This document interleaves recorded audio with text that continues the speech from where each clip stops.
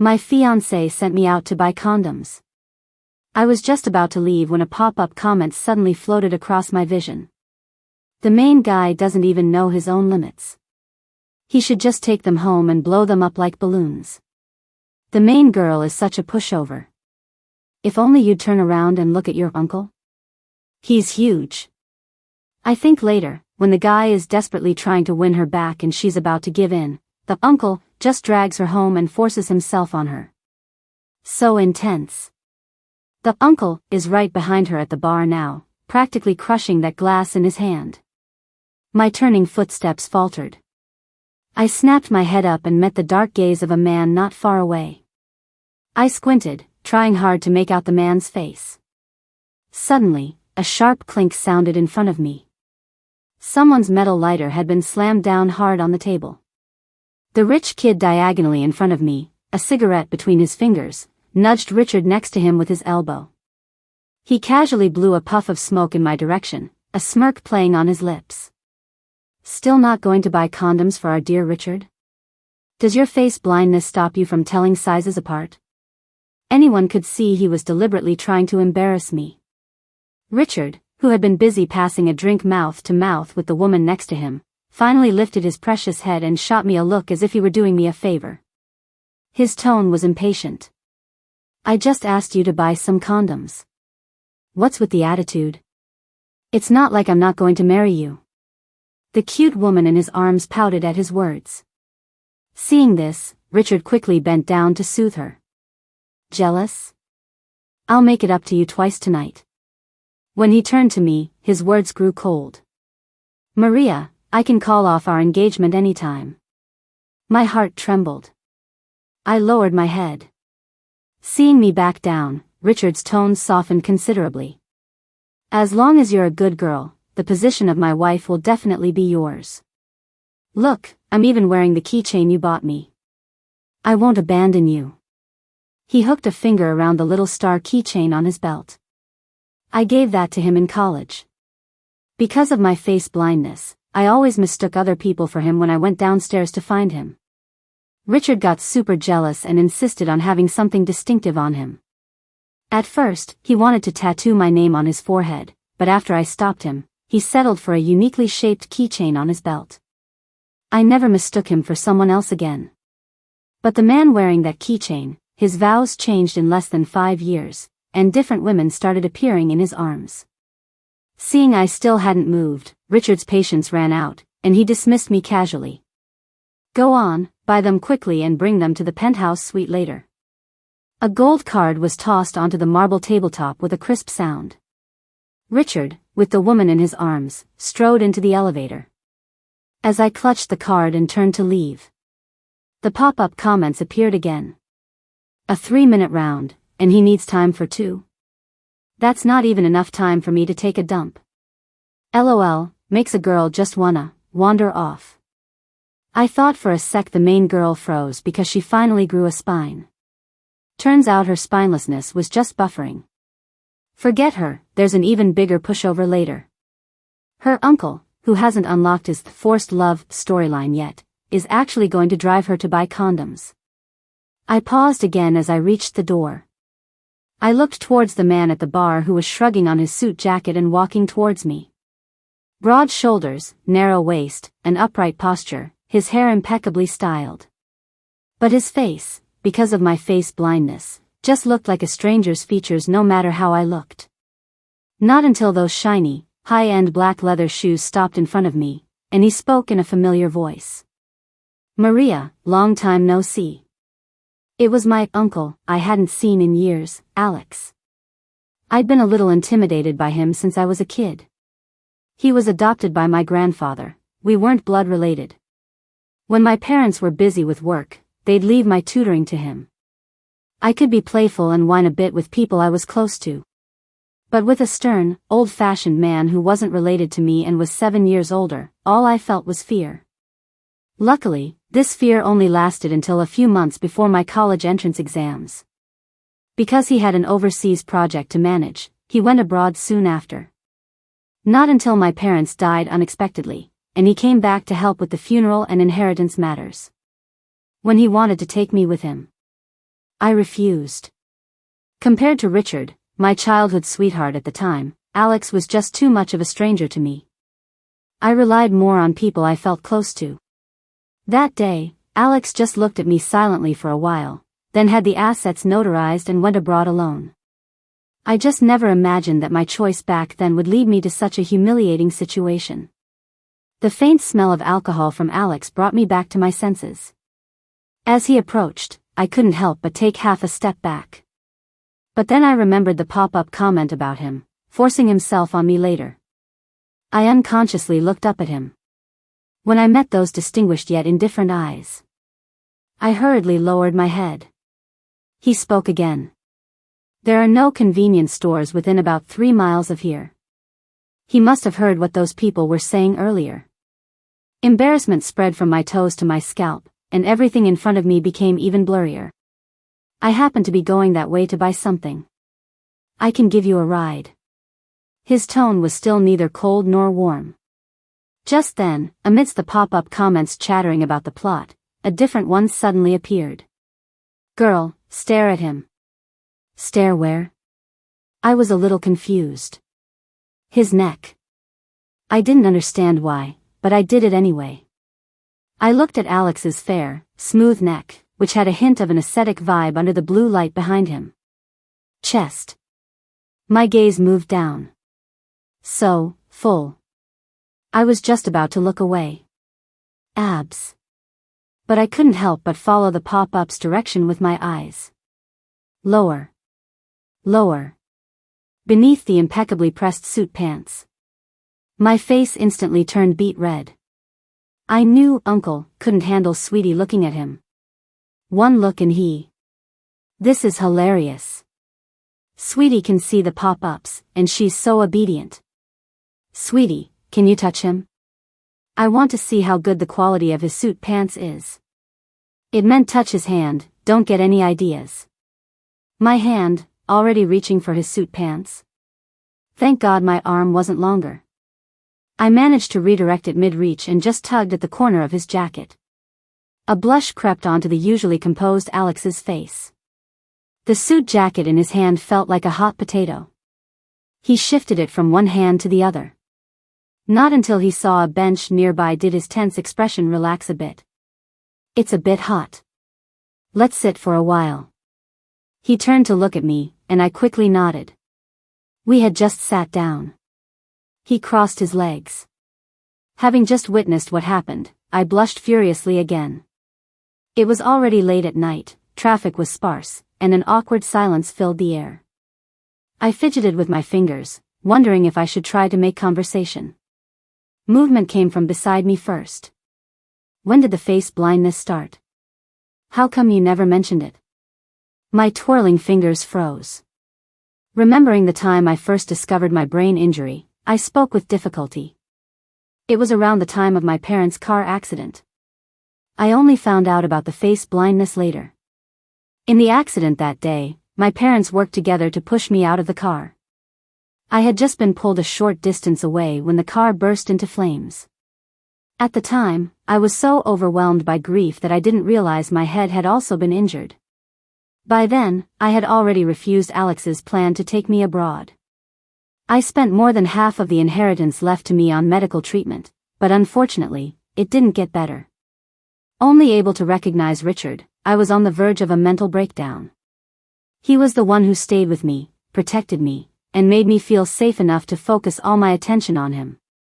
But now, my face blindness had become Richard's trophy, his proof that I couldn't leave him. It had become a joke for him and his buddies to humiliate me with. I pressed my lips into a smile and said softly, my face blindness doesn't really affect my daily life. See? I recognized you by your voice just now. Not wanting to continue this topic, I glanced at his uncrossed legs, figuring things had deflated, and tentatively started to get up. Alex stood up with me and spoke first. I'll go get the car. Wait for me by the road. The pop-up comments floated out again. He's really got stamina, huh?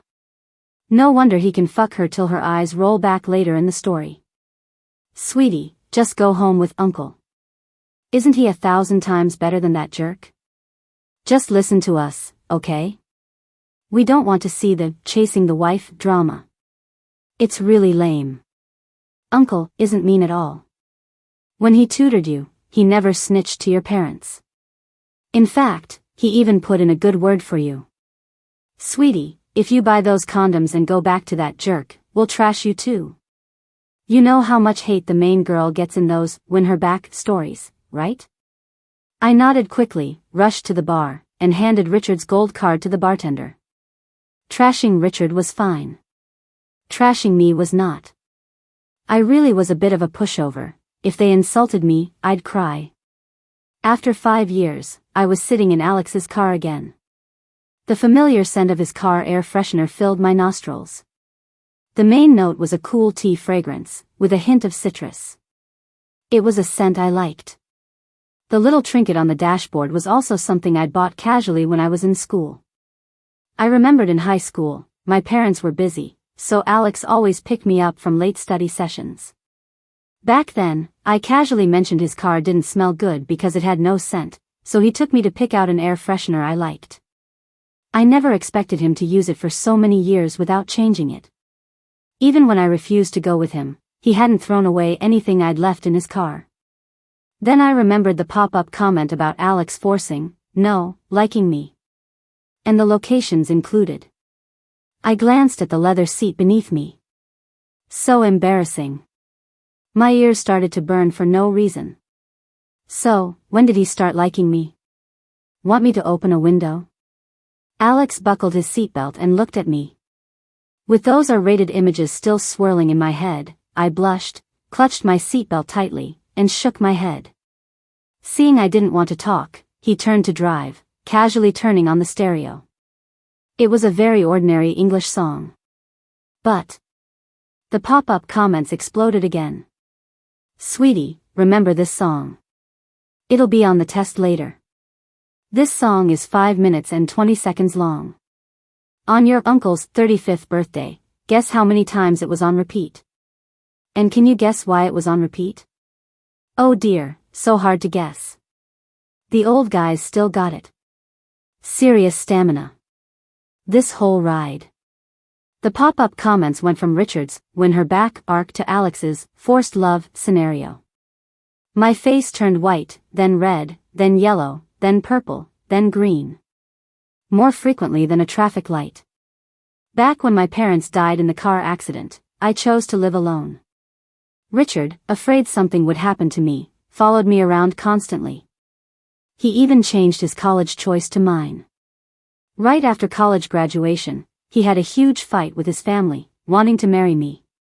Before my parents passed away, a marriage alliance between our families would have been a joyous occasion. But by then, I had already liquidated the company, offering no benefit to Richard's family, so it wasn't exactly a good match anymore. I don't know how Richard managed to get his parents to compromise. They said they'd let us get engaged first, and if Richard could build a successful career, they wouldn't interfere in our relationship. At that time, Richard was just starting his business, and I was his cherished fiancé. Now, Richard's career is thriving, and I'm still his fiancé.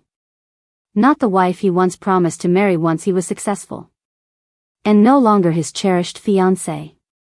Just a useless person with nothing but a title. Lost my family in a car accident. Messed up jobs because of face blindness.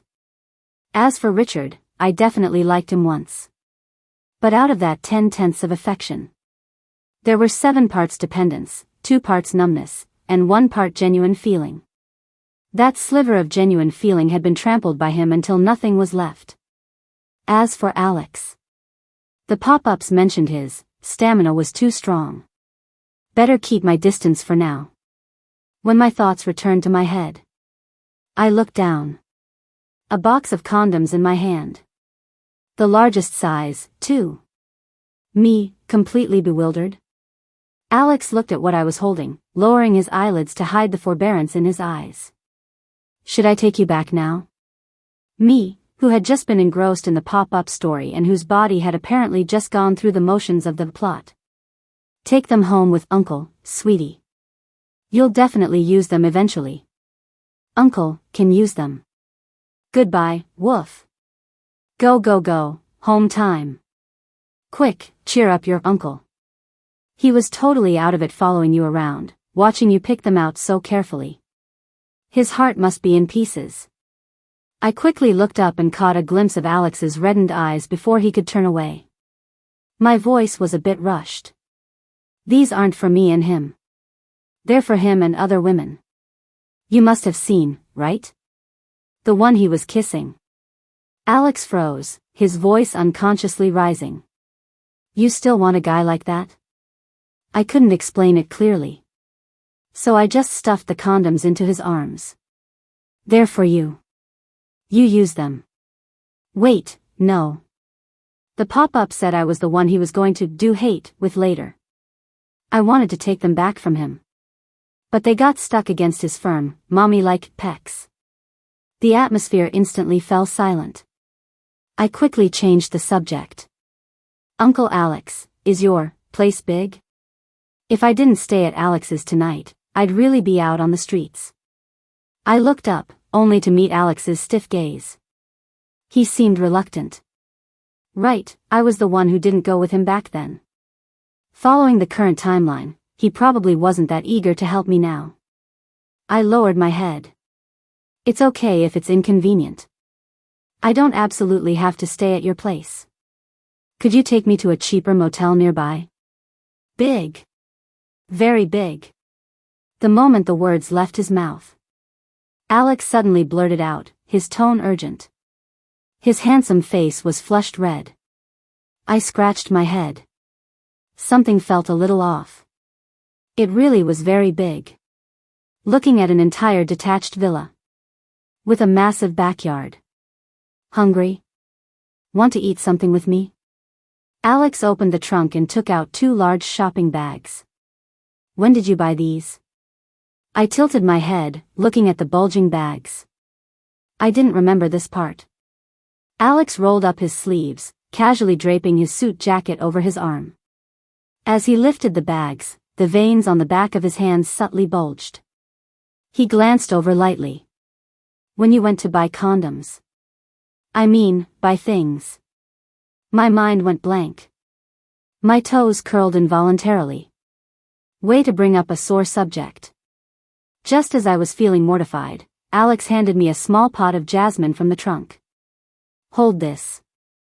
It was a palm-sized pot, with tiny flower buds ready to bloom. If I bent down, I could smell a faint, delicate fragrance. I had the housekeeper prepare a room for you. Want to go up and see? I nodded, holding the jasmine. My butt had just hit the bed. That lawless bunch of pop-up comments appeared again. Sweetie, did you see the veins on your uncle's arm? They were just hinting when he was carrying stuff. But when he's holding you. And uncle's fingers are so long. That scene where he rolled up his sleeves. Total hot husband material. Uncle's not just long in the hands, you know. Sweetie, just give in.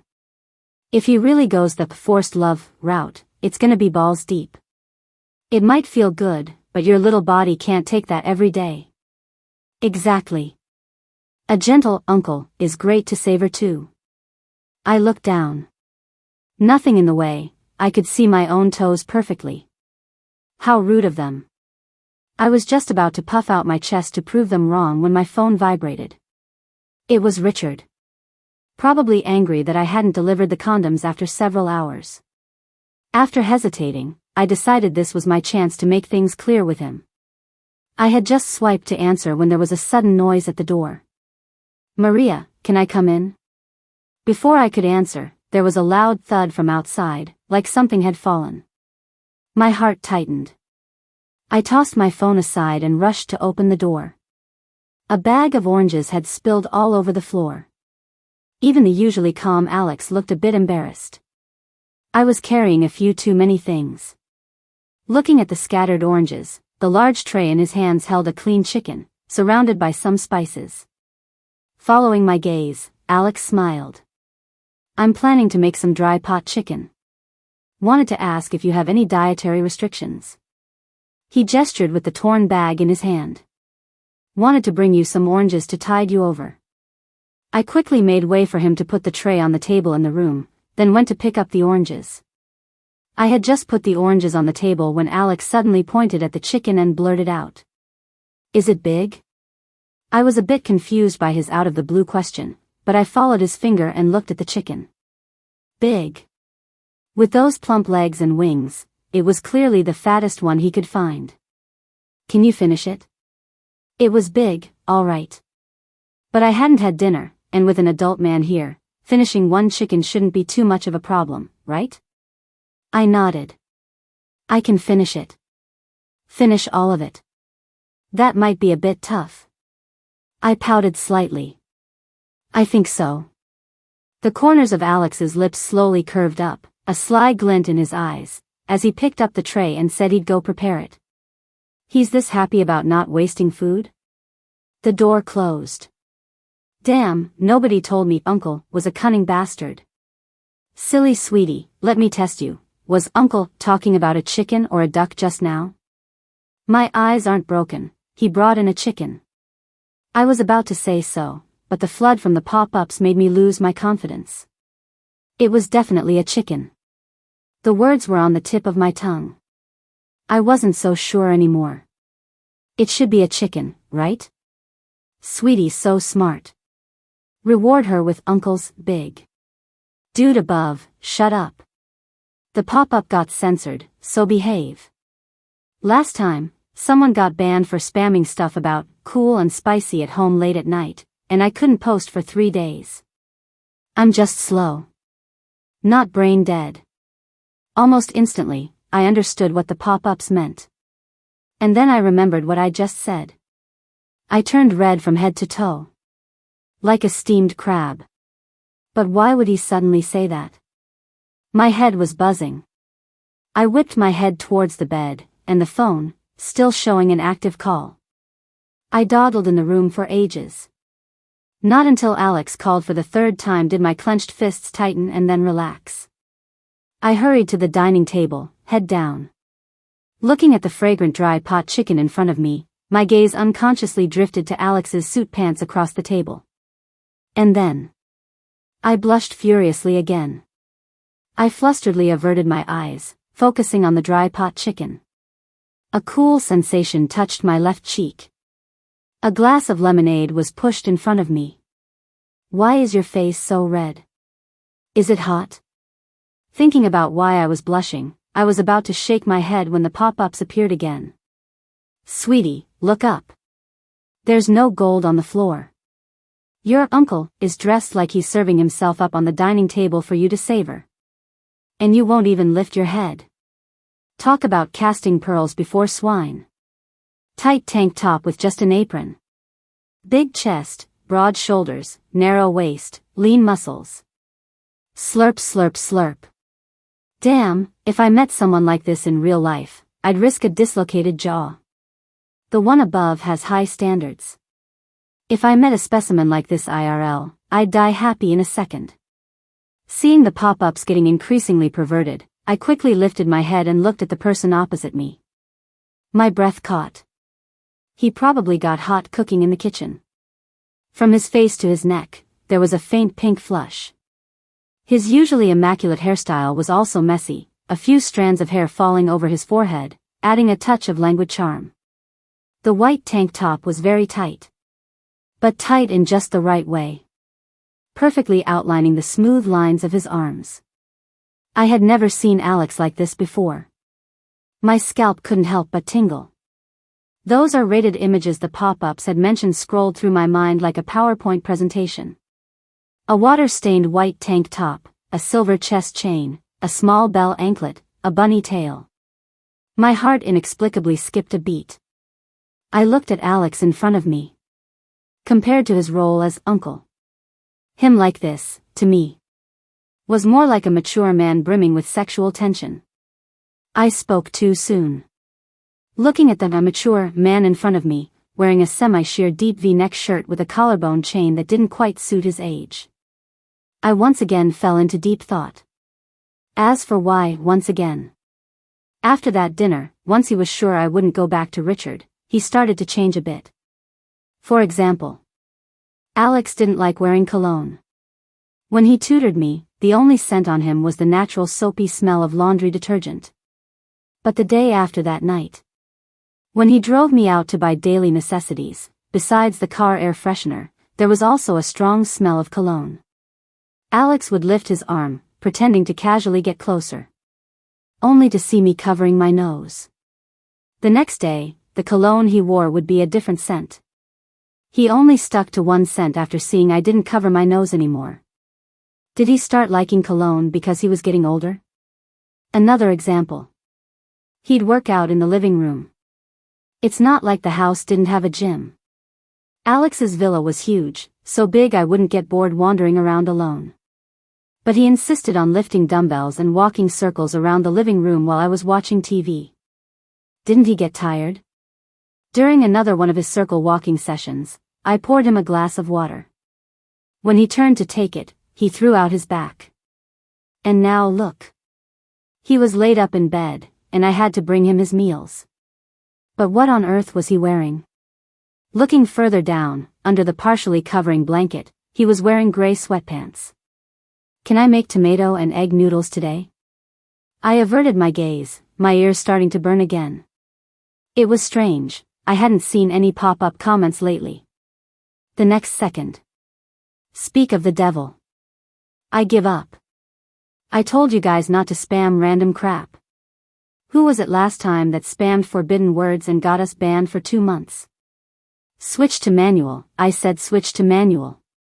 Sweetie's been on autopilot for 2 months, it's been killing me. He's seducing you. The old fox is seducing you. Now I get why Sweetie ends up in a forced love scenario. With that brain of hers, it'd rust if she left our guidance for 3 seconds. Sweetie is so clueless. Don't worry, I bought a premium membership this time, no one can ban me. Sweetie, you have to have a sweet romance with Uncle this time. I was a bit dazed. Uncle Alex, are you trying to seduce me? My brain paused, but my mouth flew open. After realizing what I'd said, I blushed furiously and quickly tried to backtrack. No, I was asking if the tomato and egg noodles need salt. After a few more instances of Alex's intentional or unintentional seduction, I was getting a little antsy. The scenes described by the pop-ups were so vivid and tantalizing. He kept walking around in front of me dressed so scantily. I have physical needs too, okay? They say he likes me, but he only seduces and doesn't make a move. Is that even right? The script changed after you went home with Uncle. No more forced love stuff. Uncle seems to be in seduction mode now. This old fox is weird. All seduction and no action? No rush, let's just watch. This male bodhisattva is giving us plenty of eye candy anyway. Sweetie will get her meat eventually. Let us feast our eyes first. Oh my, the old fox is wearing a suit with nothing underneath today. Who remembers he used to button his shirts all the way to the top? Hey, where are the people who just said they'd help me have a sweet romance? And besides, I'm clearly very anxious. They're constantly feeding me these movie-like scenes, and the man in front of me is so well endowed. I'm so antsy I could jump on the bed. I clenched my fists. Screw it. If I pretend to bring him a fruit platter and accidentally fall on him, sneaking a feel of his big pecs wouldn't be too much, right? And the way he looks right now. His slightly damp black hair casually pushed back, and on his nose, the gold-rimmed glasses I'd mentioned a few days ago as my favorite. He said he was going to the office later, but he's been sitting in the living room for 2 hours without moving. If that's not seducing me, what is? My hand had just touched the fruit platter. Alex's phone rang. I silently retracted my advancing foot, unable to stop myself from grumbling internally that I hadn't moved faster. Great.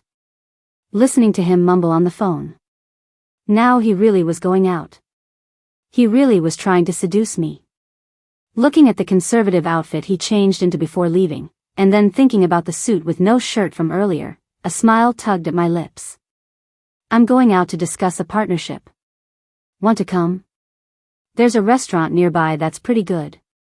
Alex stood up, tying his tie, and looked up at me. As he lifted his hands to tie his tie, the wrinkles in his shirt made his chest look quite full. My recently calmed heart started to flutter again. My hands suddenly felt a little itchy. If I didn't touch it today, I'd probably be itchy all day.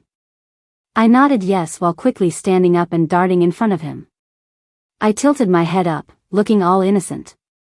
Uncle Alex, let me help you with your tie. First this. Then that. If my hand accidentally slipped and touched his big pecs, that would be perfectly reasonable, right? I took a step forward and took the tie from Alex's hand. I didn't pay attention to the distance, nor did I notice the burning gaze in Alex's eyes behind his thin lenses. Just as my palm was secretly moving downwards, my wrist was suddenly grabbed. A light chuckle came from above my head. Sweetie, you were way too obvious. Getting caught is only natural. Who gets it? This is so shippable. Sweetie's all focused on figuring out the best spot to touch, and Uncle is just watching her the whole time with an indulgent smile. Who said Uncle only knows how to seduce? He's pretty good at playing hard to get, too. He's got Sweetie practically begging. Uncle is seriously stacked. I don't even dare to imagine when they do hate. Coward, I dare to imagine. Isn't it just burying your face in it? Sweetie, tell us how it feels on your face later. Alex, who was out for a business meeting, had brought me along, and I was sitting in the coffee shop downstairs. Looking at the small strawberry cake in front of me, I closed my eyes in despair again.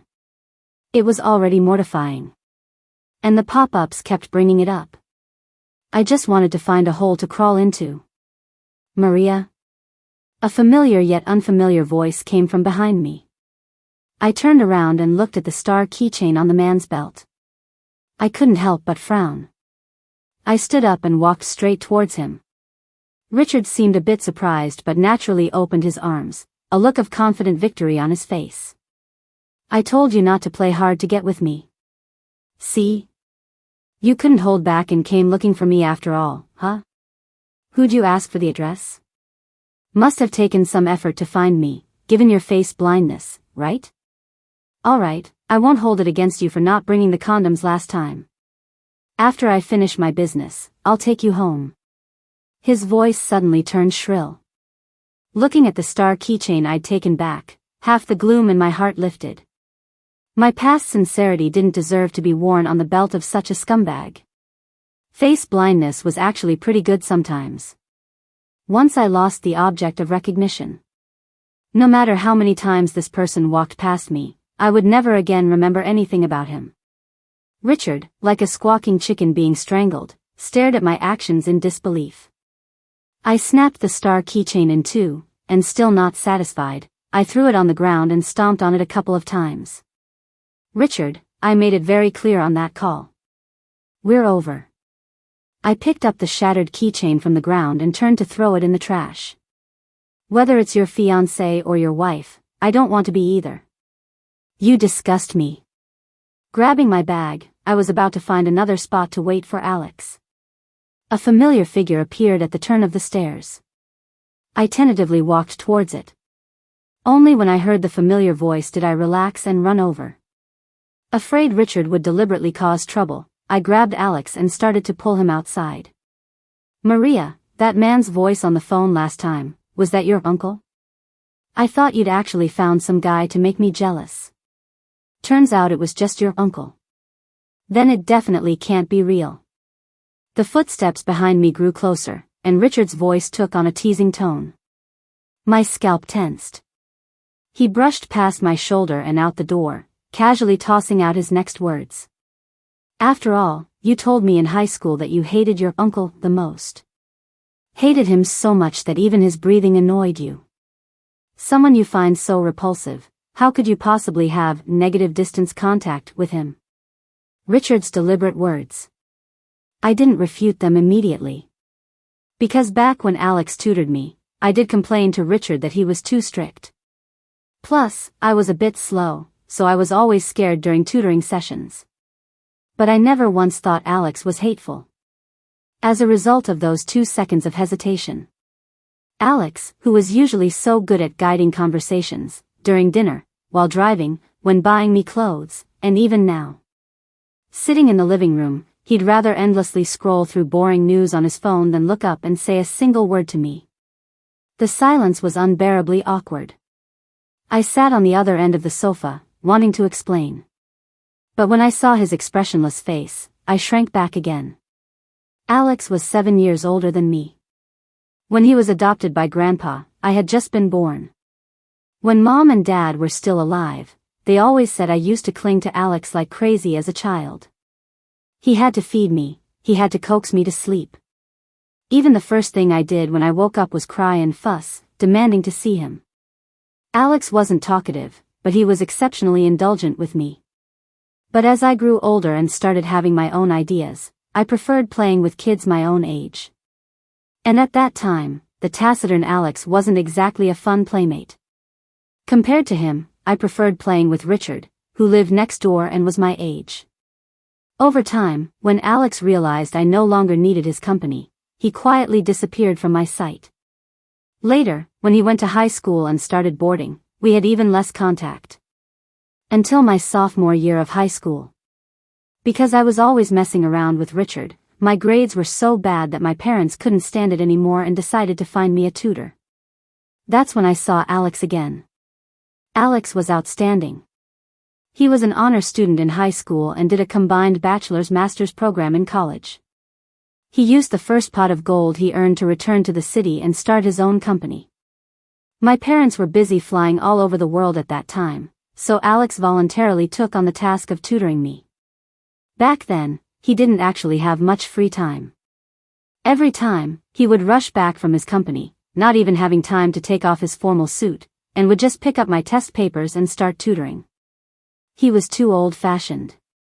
Whether it was his style of dressing, with his shirts buttoned to the top, or his dry and uninteresting way of explaining problems, I just couldn't get interested. But he was, to some extent, my uncle. I couldn't deliberately play pranks to scare him off, nor could I ask my parents to replace him. The feeling he gave me, besides a sense of pressure, was the deep fear of not being able to do the problems he assigned. The fear of the problems extended to him as well. Fortunately, 2 months before my college entrance exams, Alex's long and tedious tutoring sessions finally concluded. But less than 2 months after the college entrance exams ended, my parents' unexpected deaths, the sudden change in my life. Alex reappeared, calmed my emotions, and silently took care of everything for me. He was going to take me with him. But he hadn't anticipated that I wouldn't want to go.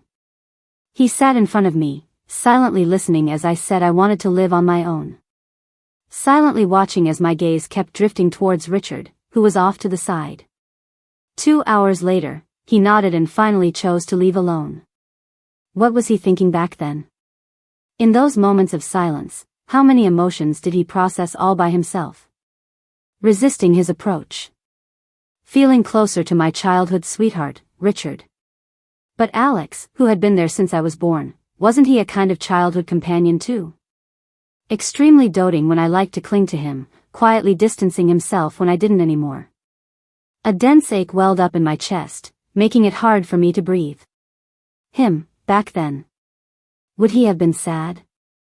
Would he have felt like he raised an ungrateful little brat? He must be very sad now too, right? My eyes welled up with moisture. I rubbed the corners of my eyes and looked at the corner of the coffee table. That's where the condoms I'd mistakenly bought when I came home with Alex were. The pop-ups, unconcerned, were still chattering away. See, you guys just don't get the appeal of older men. Uncle is practically riddled with emotional wounds, yet he's still stone-faced washing Sweetie's underwear. Believe it or not, if Sweetie said she wanted a midnight snack right now, he'd roll up his sleeves and make it, still with that stone face.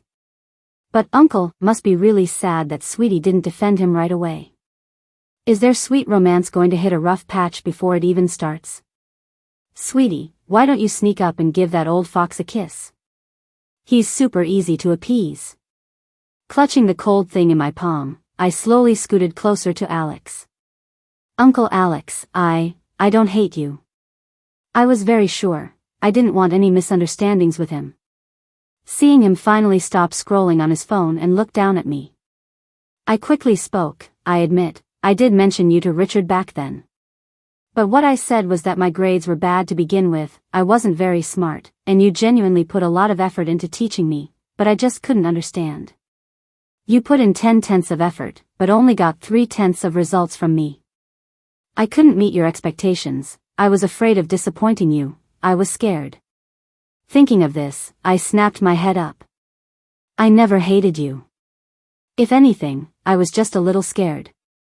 Oh no, not scared of you as a person. I was just afraid of disappointing you, really. I wasn't deliberately avoiding you. I couldn't explain it properly. I was so flustered my face turned pale. Alex stared at me for a while, then his eyes suddenly crinkled, and he smiled, ruffling my hair. His tone was a bit lazy. I'm not angry. I was just thinking about what disgraceful methods I could use to bankrupt the Smiths. I nodded like a bobblehead. Yes, bankrupt him. Richard is a bastard. Alex, who had never heard me swear before, looked a little surprised. The smile in his eyes deepened, and an indulgent tease slipped through his teeth. Silly. I nodded again. Even though he was calling me names. He wasn't wrong. I really am a bit silly. The cold blue box in my palm had warmed up. I held it up and offered it to Alex. I tilted my head up, blinked my eyes, looking all innocent. I'm just silly. How do you use this? Can Uncle Alex teach me? Alex's smile suddenly froze on his lips. His gaze gradually darkened. Sweetie can at least recognize she's silly, so she's not that silly. Wait a minute. Sweetie, what are you holding? I told you to kiss him, why are you pulling out condoms? Isn't this supposed to be a heart-to-heart? How can this crappy road lead to getting railed? My sweet, innocent sweetie that I've raised, shut up quick. Damn that Richard. It's all his fault for mentioning negative distance contact. I'm gonna kill him. Listen to mommy and put down what you hold. Lights out. I took the chance to wrap my arms around Alex's neck and buried my face in the chest I'd been craving for so long. Who's silly? I'm not silly at all. Progress is something you fight for yourself. As it turned out. Whether you can perform or not doesn't have much to do with age. Enduring an aching back, I slowly turned over and looked at the face in front of me, which wasn't so unfamiliar anymore. I reached out my finger and traced his features over and over. Alex's eyes and brows were exceptionally handsome. A perfectly high nose bridge, with the light casting a natural shadow. His long, thick eyelashes fluttered almost imperceptibly. And then a low, hoarse voice sounded. What are you looking at? I quickly covered his about to open eyes, my other hand continuing to trace the rest of his features. I want to remember your face. As the words fell, I felt a little shy. I leaned in and kissed his lips to ease my shyness. In my world that blurred whenever I closed my eyes, I wanted Alex, who had secretly loved me for so many years, to be the exception. To be the only exception. Actually, you could just bite me here every day and recognize the teeth marks. Alex lifted his hand and tapped his collarbone, a half smile on his face. Or here. Give me a hickey. He tapped his neck again. Dirty old man. I ignored him. And continued to touch his face. After a while of touching. Is this how you'll remember? Alex pulled my hand away. Alex opened his eyes, his dark irises glinting with a smile, and then he took my hand, lacing our fingers together. He pressed it to his face, guiding it again from his forehead, over his eyebrows, eyes, nose, and lips. Over and over. How come it's? I pulled my hand away, quickly covering my mouth, feeling changes elsewhere. My waist was grabbed, I was turned around, and a weight pressed against my back. A light chuckle came from above. Remembering a different way isn't bad either. Sweetie's been eating well, huh? Left us in the dark room for 3 days and nights. Yeah, and we thought Sweetie was clueless. Turns out we mom fans were the ones being fooled. Oh well, if the kid's hungry, let her eat whatever she wants. Gotta say, Sweetie just looks small. Didn't expect she'd be more than a handful. Wait a minute. How are you not in the dark room? Where did you get an internet connection? Send it to me quick, don't make me call you daddy. Uncle really is as big as his age everywhere. So grand and reassuring. Throws confetti. Big where? Be specific, daddy. Seeing the pop-ups were about to get lewd again. I quickly averted my gaze, sneaking a peek at Alex, who was holding me in his arms. Noticing my gaze, Alex lowered his head and raised an eyebrow. Don't like watching it? The sound from the TV was dry and boring. The picture quality was terrible, and it was a documentary, which I didn't like watching. This old fox in front of me claimed he was taking me to cultivate my sentiments. I scanned him from top to bottom. Who cultivates sentiments dressed like this? The familiar gold-rimmed glasses. Last time, there was the suit with no shirt. This time was even more daring, shirtless. His smooth muscles had red marks pressed into them from me, adding a certain erotic touch. And further down. I'll say it again. Gray is forever king. My mind had already wandered far away. I lifted my hips, half knelt on the sofa, and tilted my head up to kiss him. Alex neither initiated nor refused. He leaned back with my movements, his hands dropping to his sides, looking like a pitiful creature ready to be ravaged. The gold-rimmed glasses were in the way, making my pursuit of his lips a clumsy affair. Plus, he wasn't responding, so I got angry from embarrassment and slapped his chest. I'm not kissing you anymore. I was just about to turn away when my waist was grabbed tightly, and I was pulled into his embrace. He lowered his head slightly, holding the glasses in front of me. Help me take them off. The danger in his eyes made me gulp. To take them off or not symbolized the safety line. But sorry. I'm really a perv. Uncle Alex, be gentle. Before the punishment began, I could only put my palms together in a pleading gesture. Outside, the sunlight was bright and dazzling. I lay on the sofa, covering my eyes, Alex's figure visible through the gaps between my fingers. In a daze, I once again remembered Alex leaving the country alone after I rejected him. Now, his features were more defined, his aura even more distinguished. Those missed years, watching me willingly debase myself yet unwilling to go with him. My eyes grew moist. I reached out and wrapped my arms around his neck. My voice trembled. Uncle Alex, actually Alex suddenly let out a muffled groan and patted my leg. Maria, relax. Fortunately. He was by my side now. Fortunately. The person I loved, and I still had many, many tomorrows.